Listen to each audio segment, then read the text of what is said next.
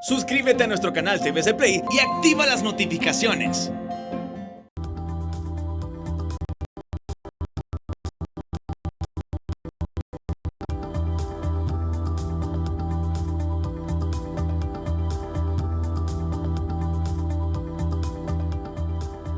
Muy buenas, bienvenidos al banquillo, gracias por estar con nosotros. Estamos en las últimas entregas del 2021. Hoy vamos a hablar de economía, de finanzas y política.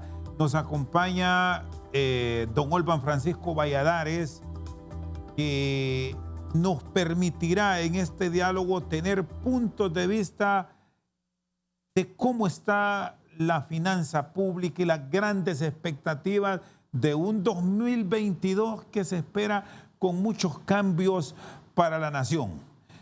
Don Olvan, gracias por estar con nosotros, un placer saludarle.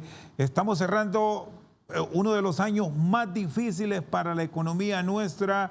Si comparamos esas enormes dificultades que se han venido sorteando históricamente dentro de las finanzas públicas de Honduras, pero que estos últimos años con la pandemia nos han golpeado mucho más la hacienda. Es un gusto saludarlo. Buenas noches. Gracias, Chendo. Siempre es un gran placer recibir esas invitaciones ocasionales de Al Banquillo ahora.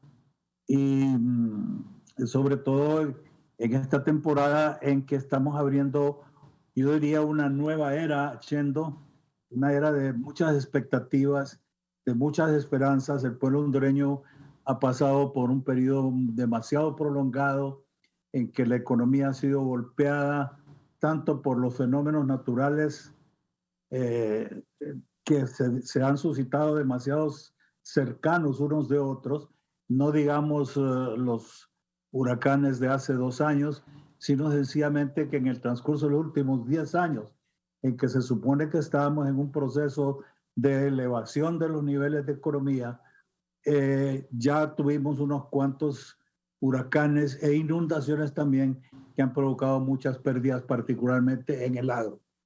Y hay que tomar en cuenta, Chendo, que particularmente la producción de alimentos es muy, como dirían los entendidos, muy sui generis en Honduras. En Honduras no tenemos grandes productores de granos básicos, ni grandes productores de verduras, ni grandes hacendados para carne, sino que estamos hechos de pequeñas o medianas unidades de producción que fenómenos tan desastrosos como los que hemos tenido en las últimas décadas, pues destruyen esas unidades de producción, y por el hecho de que en primer lugar no existen seguros, no existen seguros, la banca ha sido extremadamente conservadora, no hemos hecho previsiones con recursos públicos para poder establecer reservas que pudieran servir para apoyar a los pequeños y medianos productores del agro, y entonces tenemos que cualquier disminución de la capacidad de producción, el impacto particularmente sobre los precios de los productos, el impacto en la inflación es muy grande, y obviamente son los sectores menos favorecidos los que empiezan a tener muchísimas dificultades por el costo de la alimentación, que es lo más importante.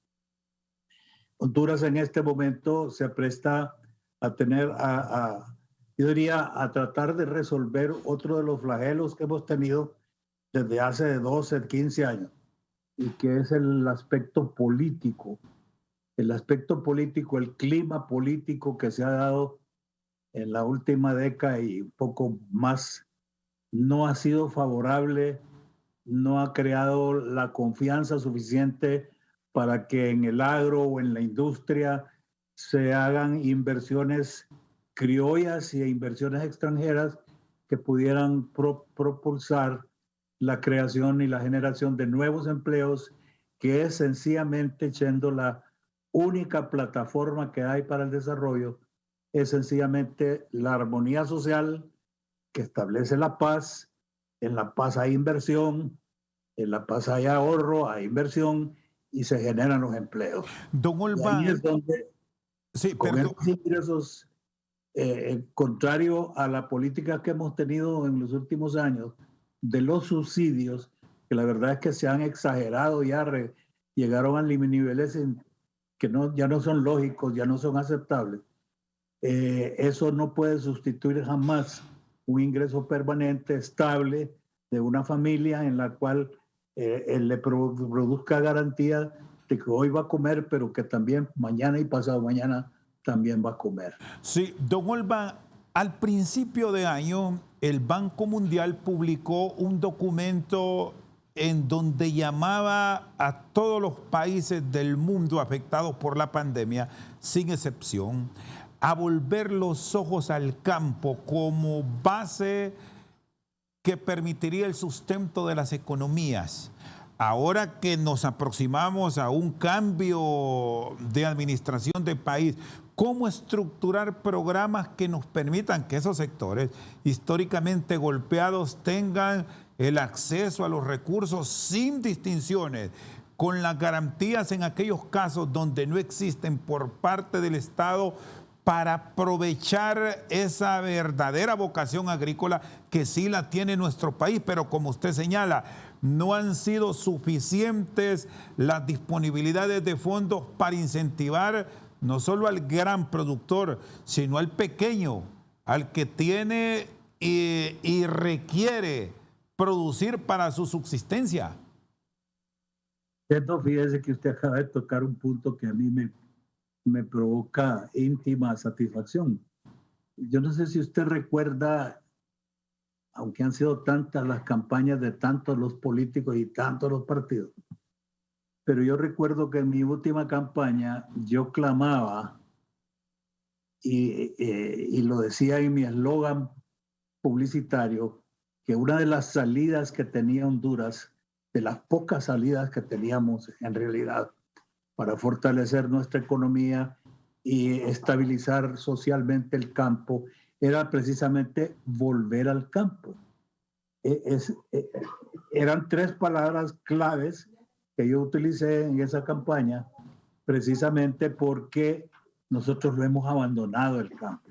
Y volver al campo, Chendo, no es solamente con programas específicos, aislados, como lo hemos tenido, digamos, en Intibucá, en el Valle de Comayagua, donde los países cooperantes vienen y agarran la producción de papa, otros agarran de repente la producción de pepino.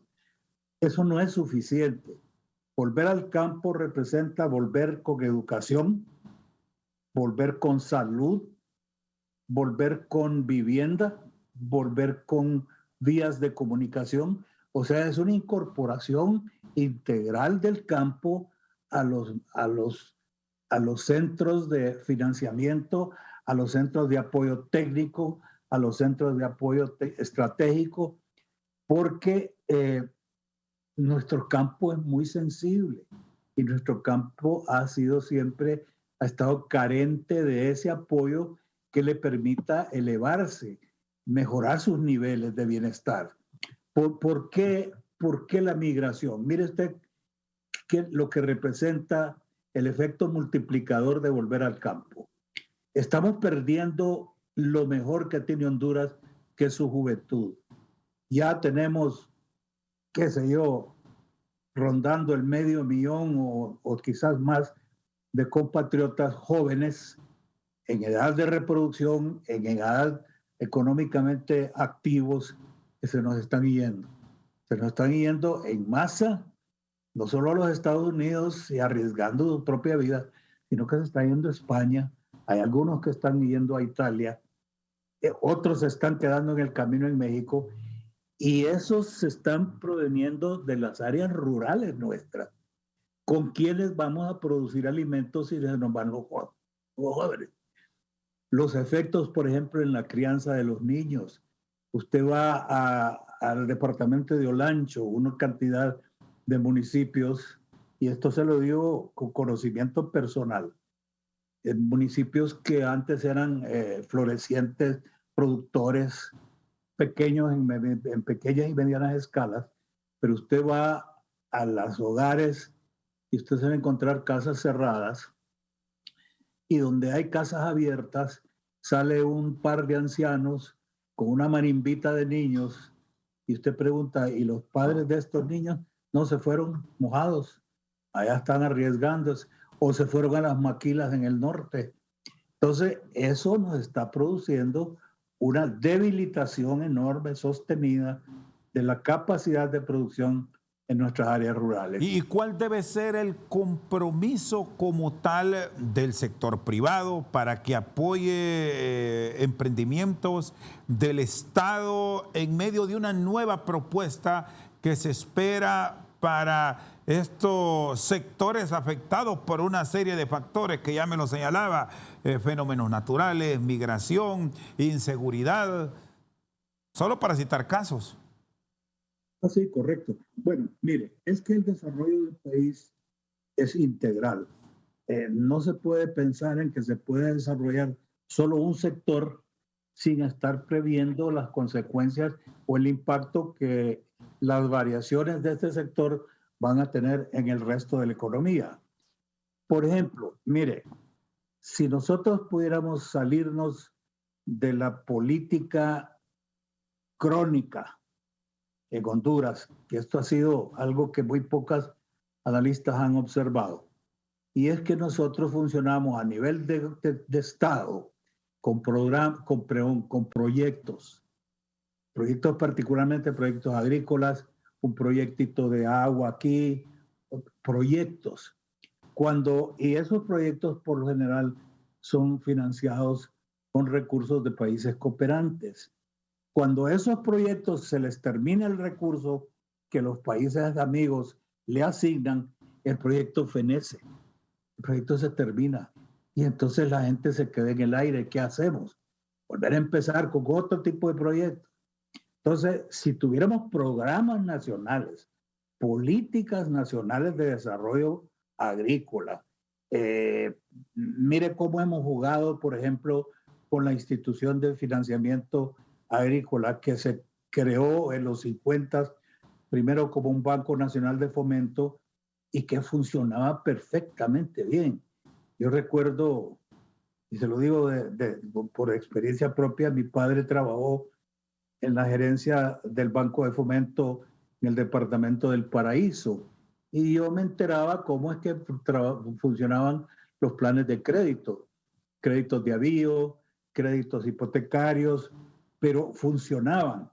Y sobre todo el Banco de Fomento tenía equipos de expertos que estaban apoyando a los productores permanentemente. O sea, ellos se instalaban allá. No es como ahora que de repente, y decían en el parangón, que los inspectores de ahora, de algunos bancos, se montan en un pick-up, van por la carretera y del pick-up, de la palangana del pick-up, así al vistazo, le califica a usted una plantación de maíz, de frijol, de lo que sea. No están a pie ahí. Los países de América del Sur que desarrollaron precisamente créditos agrícolas establecieron mecanismos de apoyo tecnológico y técnico para los productores y obviamente ensancharon la producción. México lo hizo, pero al mismo tiempo también explorando las necesidades y los problemas que afrontan nuestros productores, vemos que, por ejemplo, ellos carecen de medios efectivos, seguros y de precios razonables para la comercialización y para el transporte de sus productos. Y entonces dependen de las ventas in situ. O sea, los famosos coyotes van a las fincas, adelantan la plata con la garantía de palabra nada más, pero ellos pagan los precios que ellos quieren.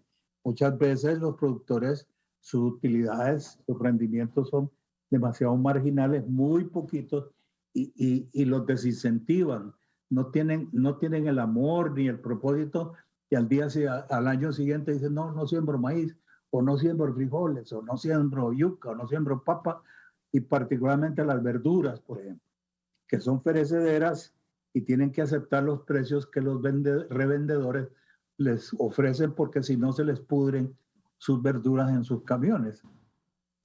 Entonces, si se fija, entonces, Chendo, el asunto del campo es de establecer políticas completas, integrales, donde vaya multidimensionales, donde vayan concatenados precisamente todos los aspectos, todos los insumos que necesitan nuestros campesinos para poder producir. Pero hay algo muy importante, Don es Olvan. la capacitación y la educación de nuestra gente, Chendo. Sí, vamos a ir a una pausa, don Olvan, luego seguimos con el desarrollo de estos temas económicos y los grandes retos del 2022 en el territorio nacional. Ya regresamos con más.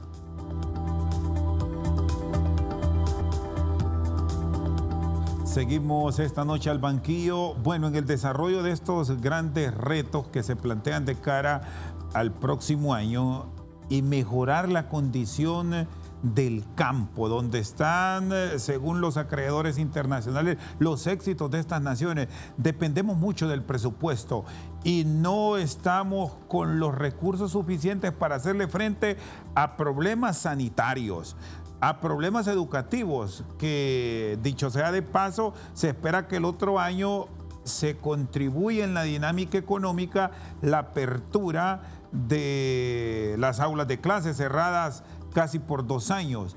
Si vamos viendo todo esto, don Olvan, ¿cómo encontrar salidas adecuadas y que deberá trabajar puntualmente como equipo el próximo gobierno y la misma sociedad hondureña, sin un distingo de color alguno?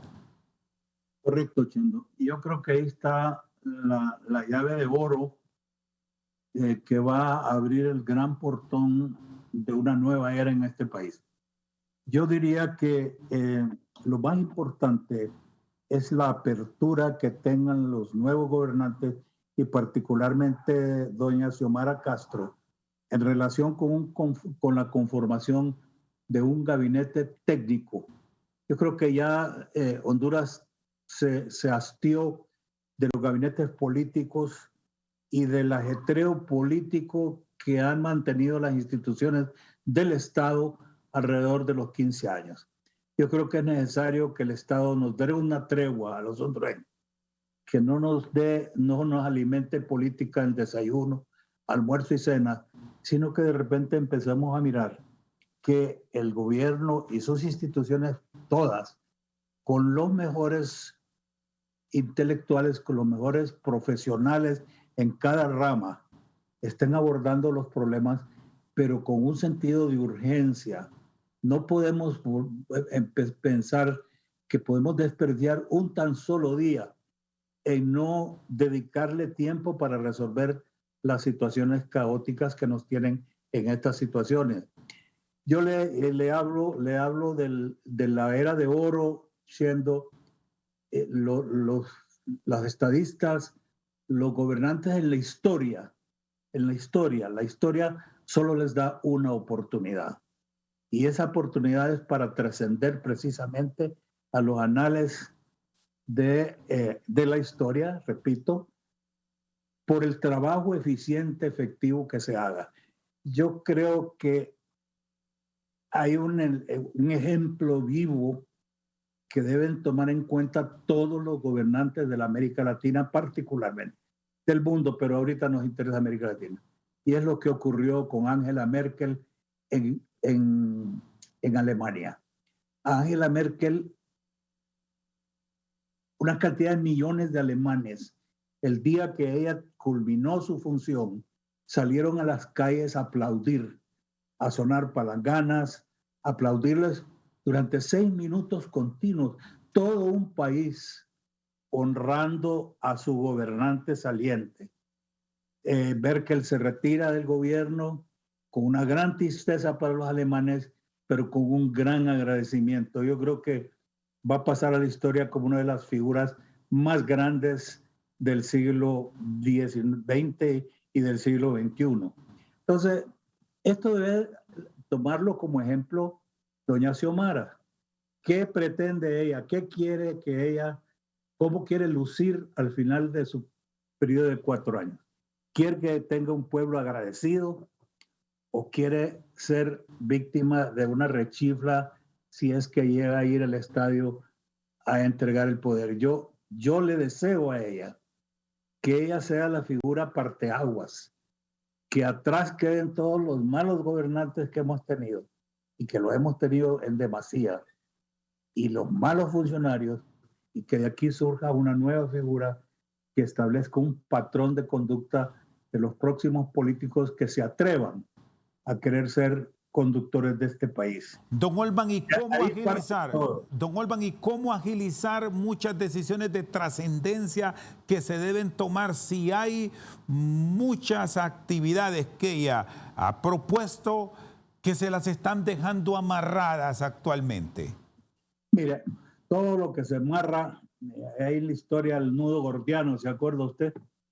Que había una prueba para aceptar allá en tiempos de persas, y el emperador de un solo con una espada, en vez de estar perdiendo el tiempo tratando de desatar el nudo, lo que hizo fue que cortó el nudo.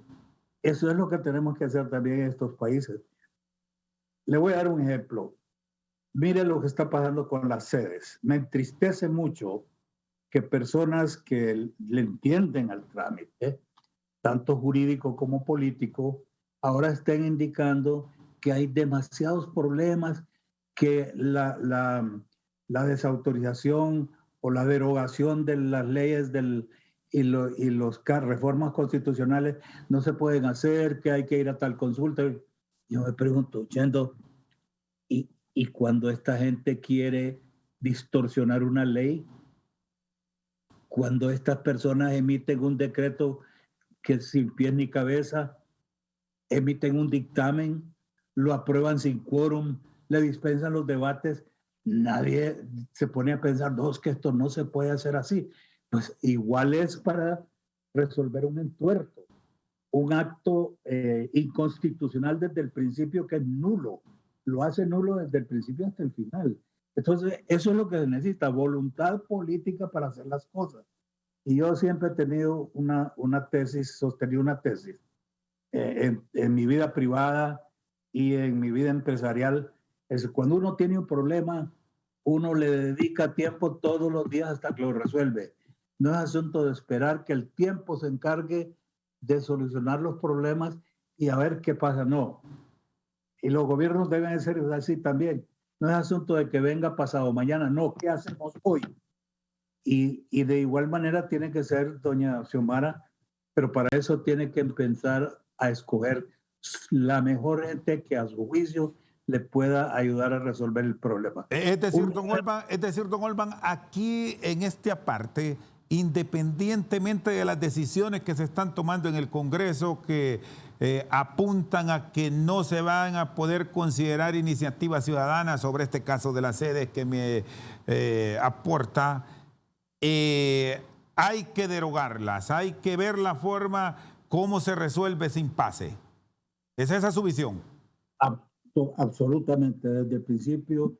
Y usted recordará, Chendo, que yo he sido una de las voces en el país que desde hace mucho tiempo, desde el principio, hará unos 4 o 5 años, que he venido con el rintintín también diciendo que si esas leyes son inconstitucionales, si violaron los pétreos, son nulas desde su inicio, desde su raíz. Y si fueron nulas en su raíz, son nulas hasta su final. Por consiguiente, ahora, eso sí, claro, estas cosas se tienen que hacer con prudencia y con inteligencia. No es así, como decía don Osvaldo López Arellano, de un solo pencazo, porque es posible que sí hayan repercusiones en el sentido legal de que alguien quiera demandar al Estado. Pero ningún tribunal internacional va a amparar una demanda cuando ésta esté basada precisamente en un acto que era ilegítimo, que era ilegal desde el principio. Entonces lo que se tiene que hacer inteligentemente es decirle, señores, inversionistas, ¿cuánto tienen ustedes metidos aquí? Tanto. Nosotros les vamos a proteger su capital, que es lo que a ustedes les interesa. A ustedes no les interesa absolutamente nada. No crean, aquí nos dieron a tol con el dedo, que mire, van a crear unas escuelas majestuosas. De las escuelas de las sedes van a salir los intelectuales mundiales más extraordinario, todo eso es, si puedo usar la palabra, es paja, como dice nuestra juventud ahora. Entonces, lo que hay que hacer es precisamente buscar e incorporarlos en los programas y en los planes de las zonas industriales de desarrollo. Las CIP que tenemos en el norte, ¿usted ha oído algún empresario quejarse de que lo hayan desprotegido, que no haya tenido el amparo de la ley, que en los tribunales haya perdido algo? Nunca, yo no lo he escuchado. Los que se fueron porque eran medio picaritos al principio, unos inversionistas coreanitos que vinieron y atropellaban y abusaban hasta los empleados. Pero entonces sí se pueden hacer las cosas y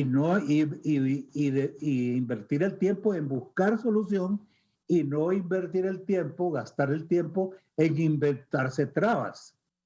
Y eso es lo que necesitamos. Pero para eso, repito, de que hacer equipos de tarea, de trabajo, en el campo jurídico, ya tener el equipo que está estudiando.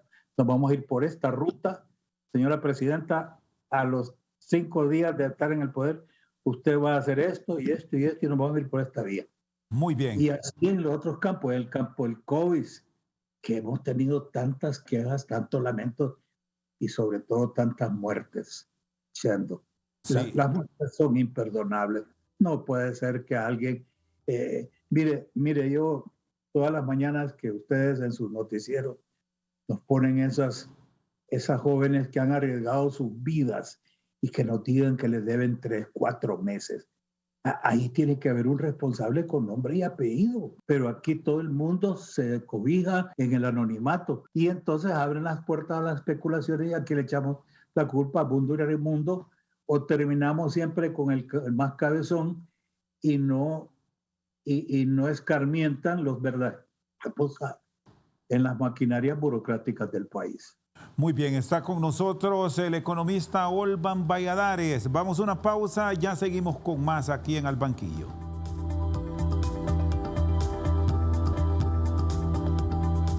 Seguimos al banquillo, está con nosotros el economista Olvan Valladares. ¿Qué margen de maniobra le va a quedar a la nueva administración en términos presupuestarios? Hay mucho déficit, el nivel de endeudamiento ya superó el 50%, aun y cuando el Banco Central nos da números de que macroeconómicamente estamos bien, que estamos registrando crecimiento económico, pero a nivel de la microeconomía hay un desbalance total. Si revisamos realidades de instituciones de servicio público, arranco con la ENE, que es lo más delicado. Ahora entrando en conflicto la empresa hondureña de telecomunicaciones, sumado a las exigencias que seguirán en el tema salud, que es reiterativo, y educación. ¿Cómo enfrentar esta que es crisis, don Olvan?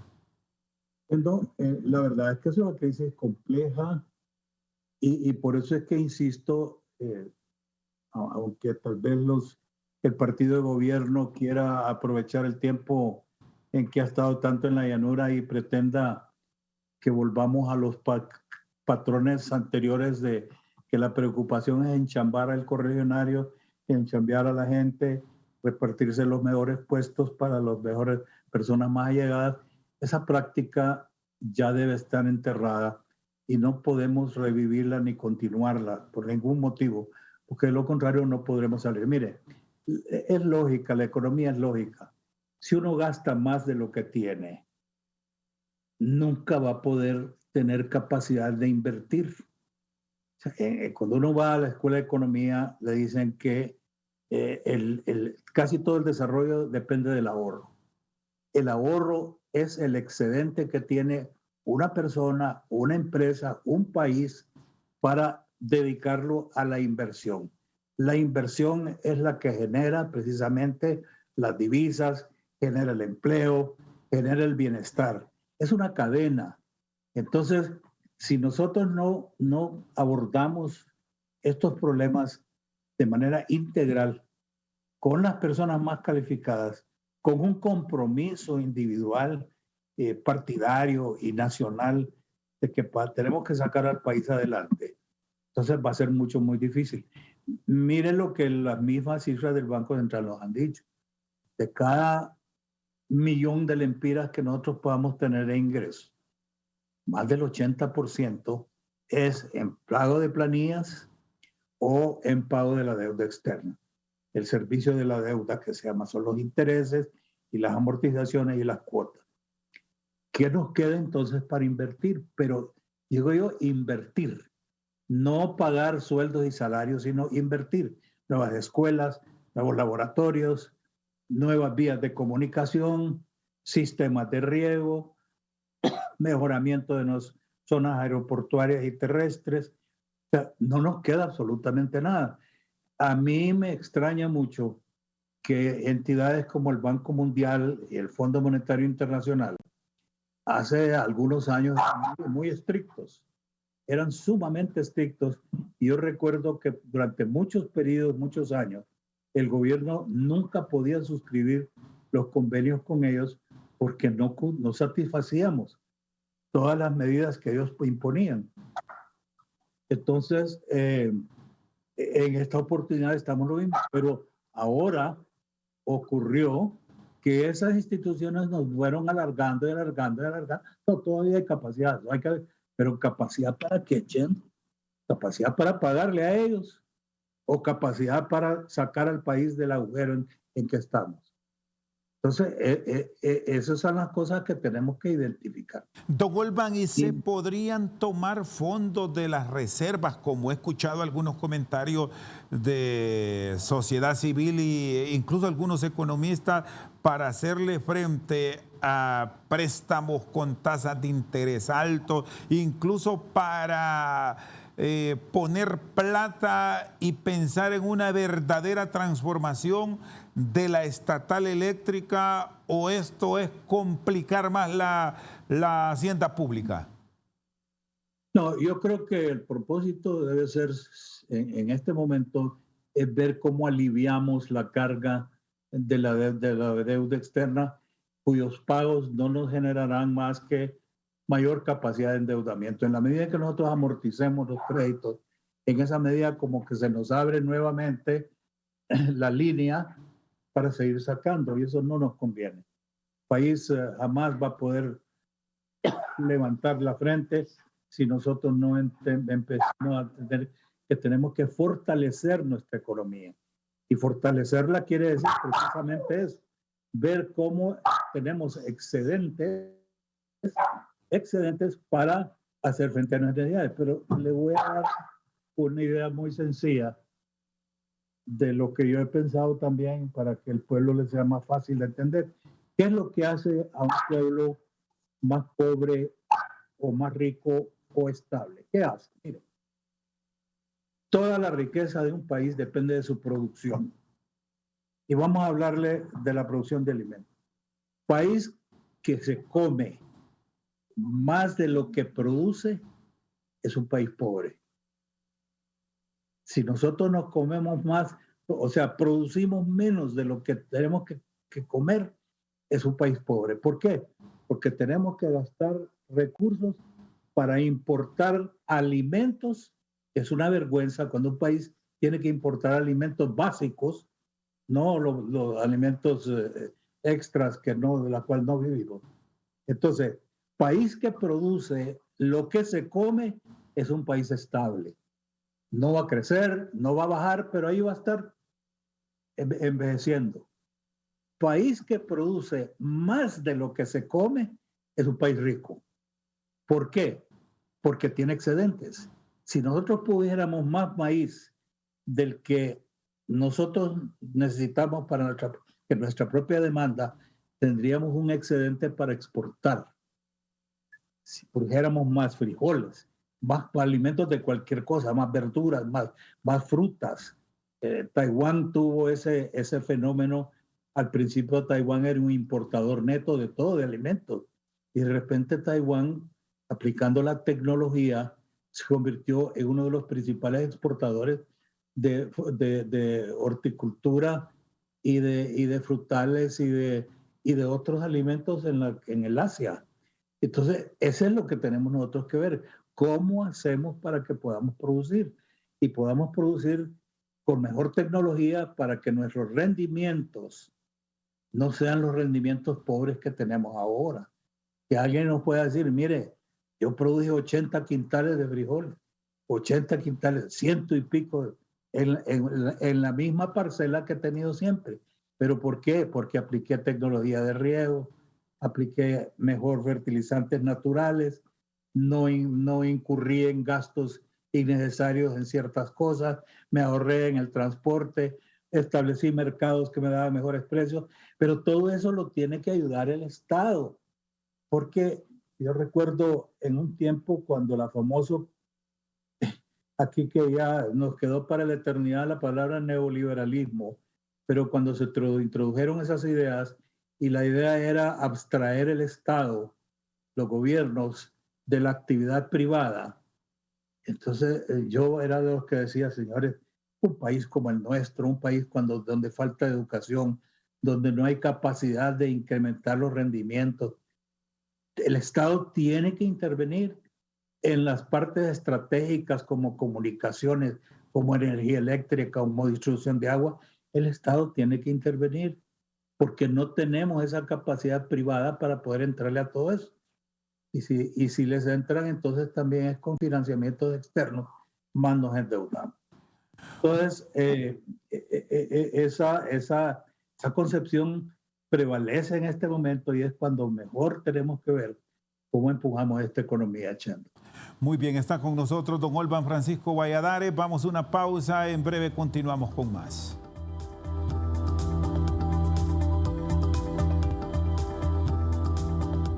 Seguimos al banquillo con don Olvan Valladares. Antes de pasar al tema político, solo un punto final. En la estatal eléctrica, no es nada positivo lo que nos anuncian para el 2022, iniciando revisión de tarifas frente a una recuperación que esperamos de la NE de hace años, pero que nunca llegó. Es el gran agujero negro de la finanza pública, don Olvan. ¿Se puede salvar todo esto o es cuento chino?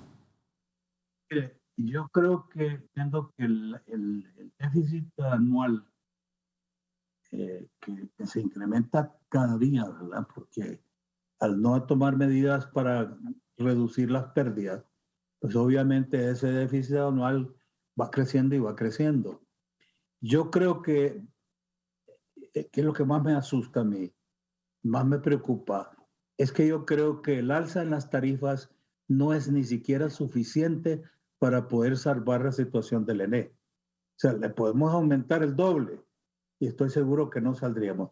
La solución del ENE es una solución integral y obviamente, por muy difícil que parezca, si las cosas se hacen transparentes con las personas con la suficiente capacidad, las pérdidas tienen que irse reduciendo, pero para eso necesitamos valentía. Mire cuánto se nos dijo entre nubes, cómo se denunció que había gente en el norte, empresarios de renombre, que estaban robando cantidades multimillonarias al ENE. Pero solo habló del pecado y no se indicaron los pecadores. Es tiempo que en Honduras empecemos a señalar los responsables del debacle en que nos estamos manteniendo. No podemos seguir protegiendo pícaros. Es increíble. Y la ENE es sencillamente la acumulación de años de sangrado, años de ordeño de una empresa que otrora fue modelo de eficiencia, modelo de recaudación, y me consta que fue una empresa que le aportaba cantidades millonarias al gobierno central para poder balancear los presupuestos nacionales de la República. Entonces, la ENE no solo ha tenido las fugas en materia del robo de energía eléctrica, la ENE también ha tenido en gobiernos anteriores, y ojalá que yo no puedo eximir a este gobierno tampoco que lo haya, pero ahí salieron una cantidad de erogaciones, gastos privados de funcionarios del más alto nivel en el país, donde se construyeron viviendas se mantuvieron materiales para fincas, se abrieron caminos, lo que usted quiera, con recursos del Estado. Entonces, y nada pasó. Es más, esa gente va a quedar en la historia sin ninguna repercusión, sin ninguna compensación, sin ningún castigo para ellos.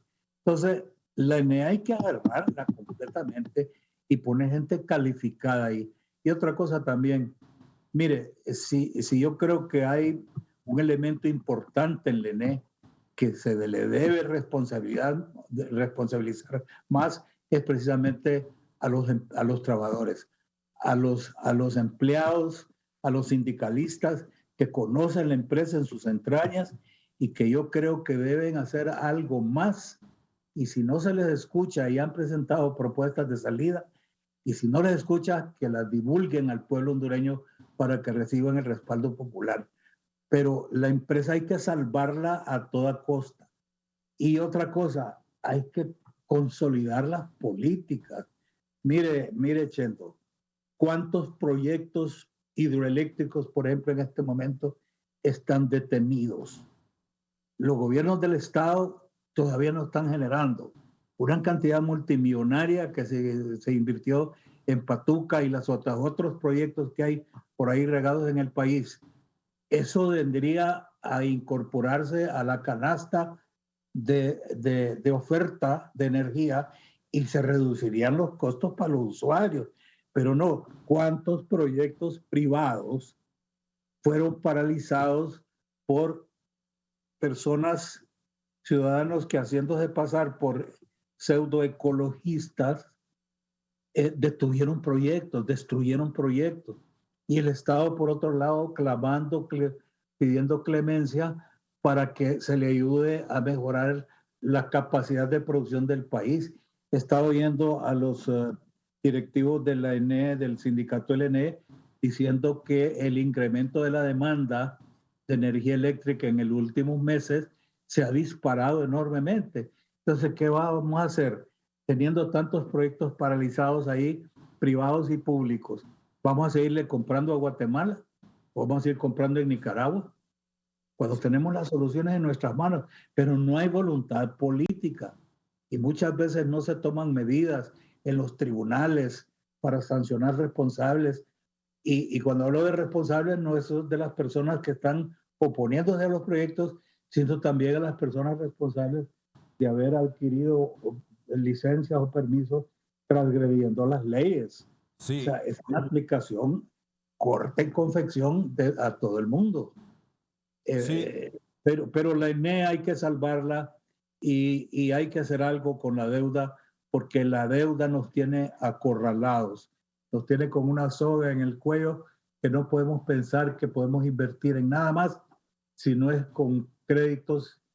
Yo quisiera, aquí no es propaganda, pero quisiera ver un modelo a nivel nacional de lo que ocurrió en Tegucigalpa con la última alcaldía, en el sentido de que se utilizaron recursos propios para la gran mayoría de las obras que se realizaron.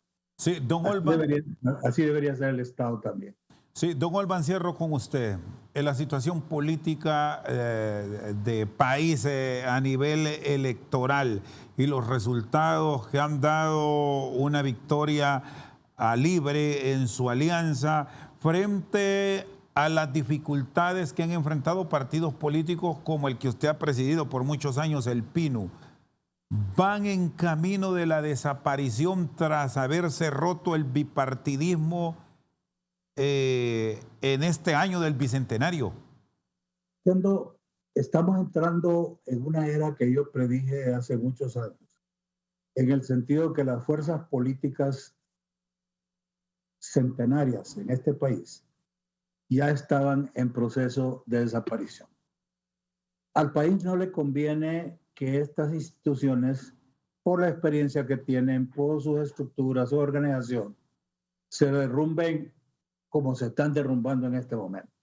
Esa declinación tiene que ser paulatina, poco a poco, pero ya estamos entrando, ya entramos en la era.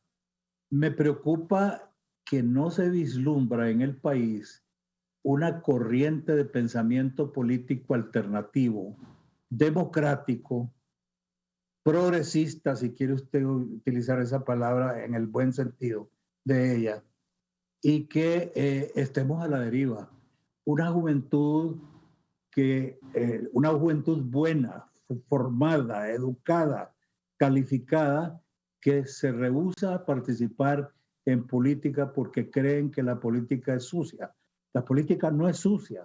La política puede ser una ciencia si se utiliza bien y si gente proba, gente honesta, gente capaz es la que la maneja la política. Y este pueblo sería otra cosa. Chendo, tenemos todos los incentivos, tenemos todos los recursos para ser un país de punta en el continente americano, chiquito, manejable, pero no lo hemos podido hacer porque el recurso humano que el pueblo hondureño lamentablemente ha escogido para que lo gobierne no ha funcionado. Yo creo que hemos desperdiciado talentos muy grandes en Honduras desde hace muchos años y sencillamente los hemos sustituido con personas que sencillamente no tenían la capacidad para hacer. En este momento, repito, doña Xiomara tiene la llave de oro para abrir el portón de la historia. Si ella encuentra una posición que descarte todo lo que en este país se le ha llamado la izquierda alocada y la derecha cavernaria, y no se ubica en ese palo de lora que le he llamado yo todo el tiempo, que es ir de un extremo al otro extremo como que si el universo no tuviera otras dimensiones. Si ella no entiende que el pensamiento humano y el pensamiento político es multidimensional, ¿qué quiere decir eso? No hay arriba ni abajo, no hay derechas ni izquierdas, lo que hay arriba y adelante. Eso es lo que necesitamos, un gobierno que se proponga. Se está hablando, se está repitiendo ahora cosas que me asustan. Mire, ¿cuál fue la debacle lamentable? Porque yo soy constitucionalista y jamás hubiera deseado que hubiera ocurrido lo del 2009. Pero los acontecimientos de un grupo pequeño de falsos ideólogos llevaron a extremos de obligar a otras partes, con razón o sin razón, legal, ilegal, a llevar a cabo lo que aconteció. Entonces, ¿qué es lo que haría un político prudente? Miren, señores, ¿qué provocó el caos en el 2009? Lo provocó esto y esto. Evitémoslo. No lo toquemos. Si esas cosas no son las que el pueblo hondureño está deseando, no forcemos.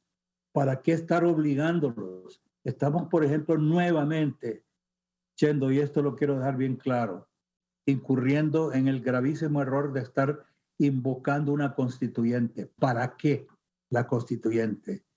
Es que tenemos que hacer una nueva constitución, como que si la constitución fuera la responsable del debacle de este país. No, son los políticos en los puestos públicos los que han ocasionado este caos.